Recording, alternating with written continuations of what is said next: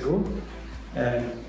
Experienced Lagos traffic firsthand, so that was quite an exciting experience. So as my bio said, I'm a physician by training, but today I'm going to take off my physician hat and give you a bit of a buzzy tech talk, okay? So that by the end of this, I want you to be super excited to go out and make amazing things happen. I'll be speaking about advances in health tech in emerging markets. And really, first of all, touching on some things to consider when we speak about helping the adoption of technology. And then I'll speak about a couple of specific instances that some great things have happened. And hopefully, when you leave here, leave with some action points of things that you can do to improve health tech adoption wherever you are. I caught the last bit of the Lancet and Neto Commission report, which I think is really excellent. Thank you for that. And ties into some of the things that I'll hopefully be speaking about here. Starting off with my own disclosure, so I run a venture-backed technology company, so that will color some of the things that I say, of course. My company partners with several HMOs and pharmaceutical companies. And we've also received grants from organizations such as Google and Swiss Re. So to put that out there. Okay.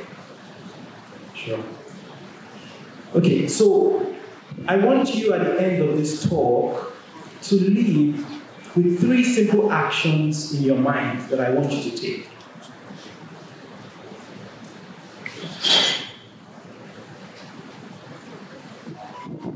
And I summarize this as PPP, not private-public partnership, but I want you to, at the end of this talk, be able to select one problem or pain point that you have.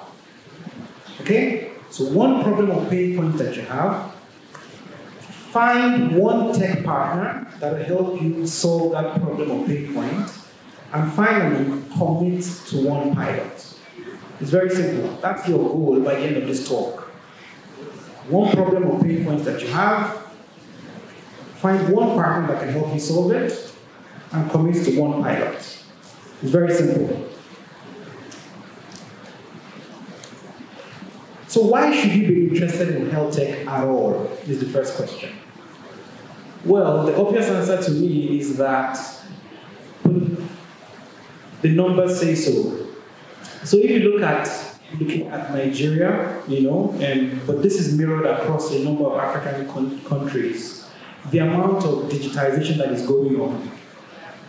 In Nigeria, we've got 176 million mobile connections. We have over 100 million internet users, and we have 32 million active social media users. And if you look, especially with the younger generation, a lot of them, huge percentages of them are all online. So the people that we serve, our patients, are already digital. The question is, will we follow them to where they already are? Because in one survey done a few years ago, looking at Nigeria, these survey participants were asked what they do via their mobile. And the answer is actually everything. So things like using it to play games, surf the web, watch videos, banking. But the one I want to call your attention to is here in the red. Is how many of them use it for healthcare. It was only 14% of them use their mobile devices for healthcare in the last 8 months.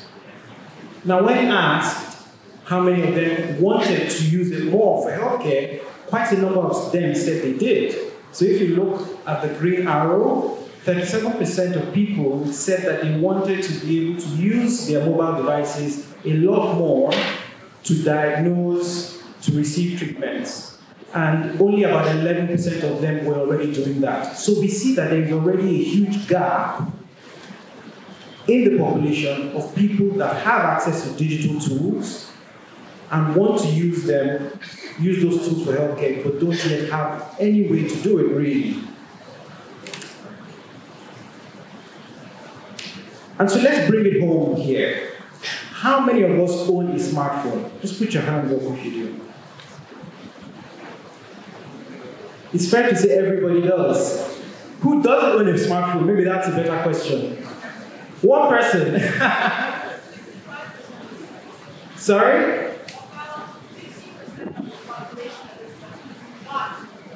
Sure, I'm saying in this room, because I want to switch to the healthcare providers and people working in healthcare. In this room, who doesn't have a smartphone? There's literally nobody. Everybody here owns a smartphone. Are you a healthcare professional? So just raise your hand if you're a healthcare professional. Okay, so quite a good number of us. And that tracks with what is actually available in the data, is that most healthcare professionals own smartphones, own digital devices. And so the advances in health technology is actually dependent on those of us in this room. We know our patients have these devices already. We know they want to use it.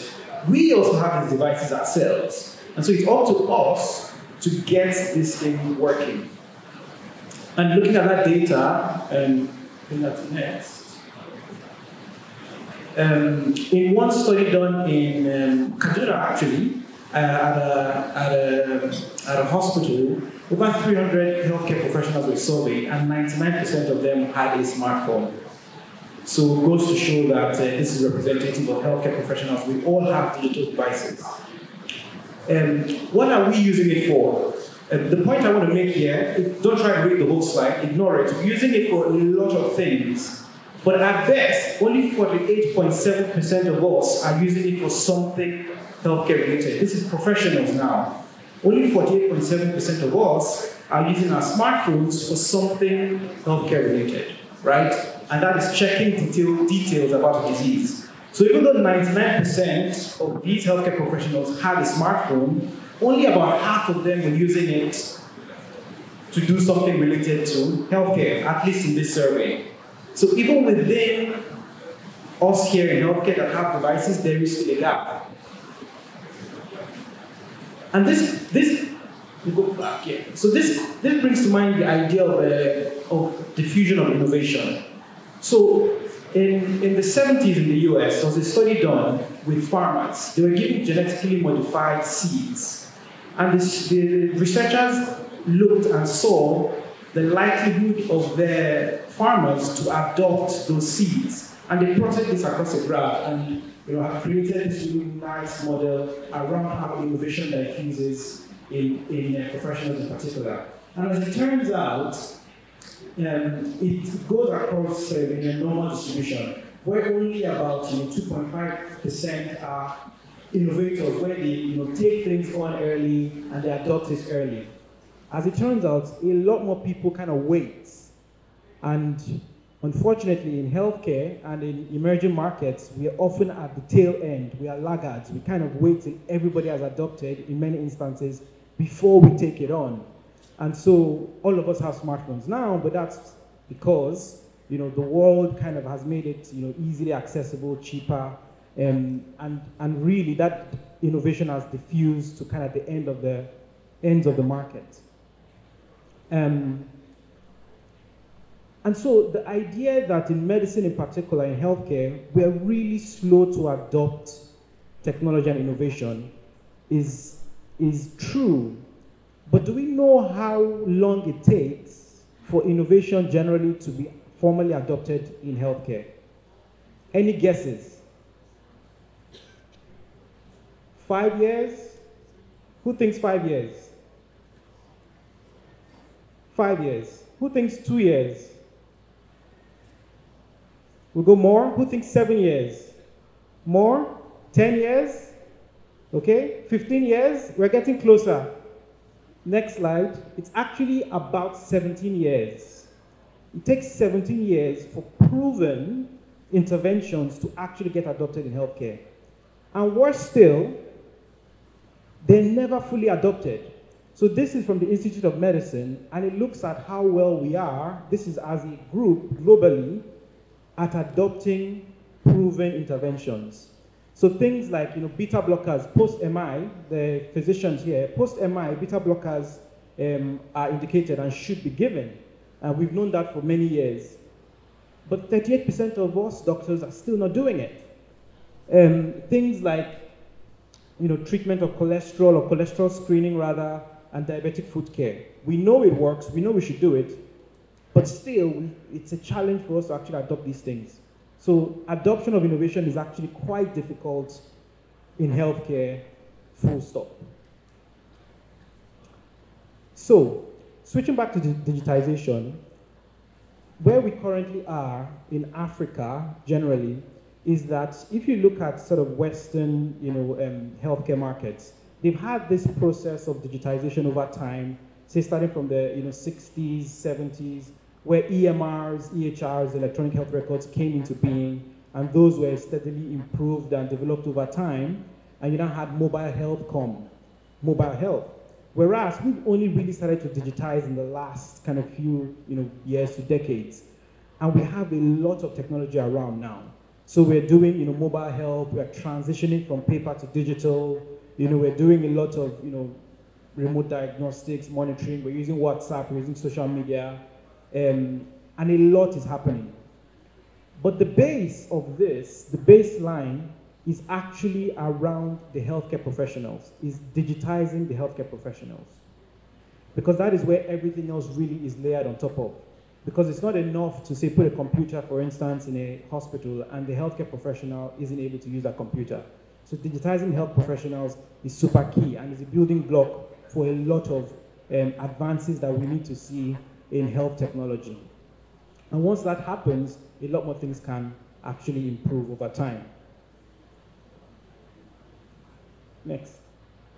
And one story I remember, I was speaking to a health tech colleague of mine, and that's a picture of a mouse. And he speaks about going to kind of rural and semi-urban cities in Nigeria on a project trying to digitize local facilities. And he says that he, in one instance, had to teach a nurse how to use a mouse. And the simple idea of turning the mouse so that the optical part is down and the buttons are up where your hand goes was foreign to her. She literally had to be told how to position the mouse. So in some instances, that is the level of knowledge that we have in our healthcare professionals and facilities. And there was a Federal Ministry of Health report from a few years ago that said that one of the main barriers to digitization was limited capacity and resistance to e-tools adoption. So just go back one. Yeah. Okay. So setting that stall out, the goal really for this is to move all of us here to become early adopters of technology so we can help advance health tech and meet our patients where they already are to improve the kind of healthcare that we get. So again, to the goal that I want you to get out of this, the 3 simple actions, PPP, 1 problem, 1 partner, and 1 pilot. Super easy. PPP, 1 problem, 1 partner, 1 pilot. So I'm going to speak about some specific advances in health tech. First is to try and divvy up the companies working in health tech. I come from it from as a company founder myself, looking at it from that point of view. So you've got several types of opportunities and people working in health tech. You've got people working in the kind of hospital and pharmacy area, companies like Helium Health. I'm sure a couple of you have used their EHR software, do a lot of great work in that area. The people working in product distribution, so the likes of M-Pharma, Field Intelligence, Drug Stock, some of you may have come across them as well, doing really great work. And there's telemedicine, of course, and there's others. So you can broadly think about it in different categories such as these. And there are many companies, health tech companies in Nigeria. People don't realize this. A lot of people often ask me, say, I never see companies at all. Where are they? And so if you're looking for partners, there are lots of them. I'm going to flash my email at the end. If you want a partner for anything, I can promise you I'll get you 3. So there's lots of companies that are in the space working and doing a lot of great work. So regarding advances, a lot of work in health technology is dependent on the funding that's available for it. There are lots of grants, certainly, but what has happened over the last few years is venture capitalists have become more interested in the market. So you see a lot of funding coming into the space, and this is happening globally. So if you look at global health funding, global health innovation funding over the last 10 years, you see a sharp spike in 2021 in particular, and consistent growth over the last few years. So there's a lot of interest in the area, and there's a lot of money actually coming in globally. Locally, it's also happening. Earlier this year, Reliance Health raised over $40 million on top of what they've raised in the past to continue to invest in health tech in Nigeria and across Africa. So they're moving beyond Nigeria to go to markets like Egypt, and are building a lot of great tools and solutions to improve healthcare access. So we can see that there is global interest actually in what is happening in Africa and emerging markets as far as health tech goes. Also locally, there's a company called Ikpeme that InterSwitch actually acquired. InterSwitch being quite a big financial technology business, seeing the opportunity in healthcare, coming in to again digitize the space and improve the work that's going on and get us to advance a lot quicker and faster. Over the pandemic, we've seen a lot of health tech innovation and advances as well. We see that with the NCDC and state governments, Lagos State, in particular, have done a lot of great work using health technology. The NCDC used SOMAs to help with the coordination of a lot of the work that was going on, transmission of lab results, those types of things. And so there was lots of work that happened in that area, and that I think even improved general awareness of healthcare providers and professionals of the power that health technology has to improve healthcare access. Specifically from the private sector side, there was 54Gene, the leading molecular diagnostics provider. They were able to facilitate the provision of testing across multiple sites with mobile labs, collection centers, and it did a lot of great work that improved access and improved the quality of diagnosis and care that was being delivered. There's also LifeBank. I'm sure a lot of you have heard of LifeBank. Started out with blood delivery, and in the pandemic, went ahead to digitize a lot of the health supply chains. So started to help with oxygen delivery, helping, I know in Nasarawa State, for instance, they do work with the agency there to improve their fleet management, and just generally helping the efficient delivery of supplies. I know they serve hundreds of thousands of people with blood, oxygen, and even PPE. And over the pandemic in particular, I've seen a lot of growth to improve healthcare outcomes. Sorry, go back. And then there's Health Tracker, and they were able to help with, again, sample collection with roving phlebotomists that were able to go around and improve COVID testing, making it more convenient for people.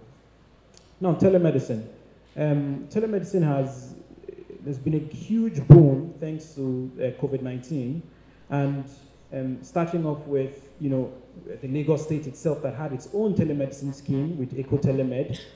I'll be interested to see how it's going on, sir. But it's quite a laudable initiative, and helped with taking that pressure away from hospitals and having remote access to doctors who could help with diagnosis.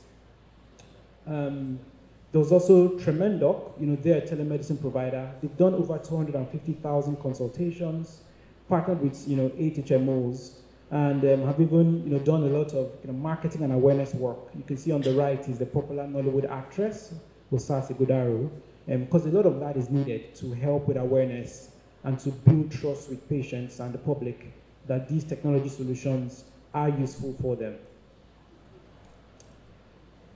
Okay, and looking further afield, so in Rwanda, there's a company called Babil, based out of a UK, so it's a UK company that started out this technology. They use artificial intelligence to help with triaging patient symptoms. They had a symptom checker, and you would go in and you would chat with this bot that would help you to kind of sort your symptoms, and then if you needed to speak to a healthcare professional, a doctor, then they would send you there to that healthcare professional. That telemedicine consultation will be completed, and then you can then get laboratory requests that will be generated electronically, passed on electronically, and also prescriptions could be generated electronically and passed on electronically to a pharmacy. They've got over 2 million users and have done over 700,000 consultations. So again, lots of great work using technology to improve healthcare.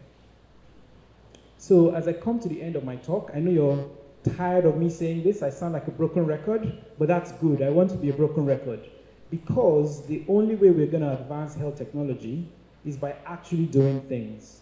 And so the 3 simple actions that I have for you is to select one problem or pain points that you have, find one tech partner. Like I said, I know a lot of tech companies, and I flashed a few of them on the screen. They're willing to work with you, whether you're in private practice, whether you're in the public sector. I know in Kaduna State, for instance, there's Zipline doing a lot of great work there, from what I'm aware. And in Nasarawa State, there's LifeBank. And we are also doing some work in Akwa Ibom to help digitize their healthcare insurance management systems. So lots of companies are there to work with you to get you to a place where you can at least commit to one pilot. And that is the end of my talk. So thank you very much. I'm happy to take any questions or emails.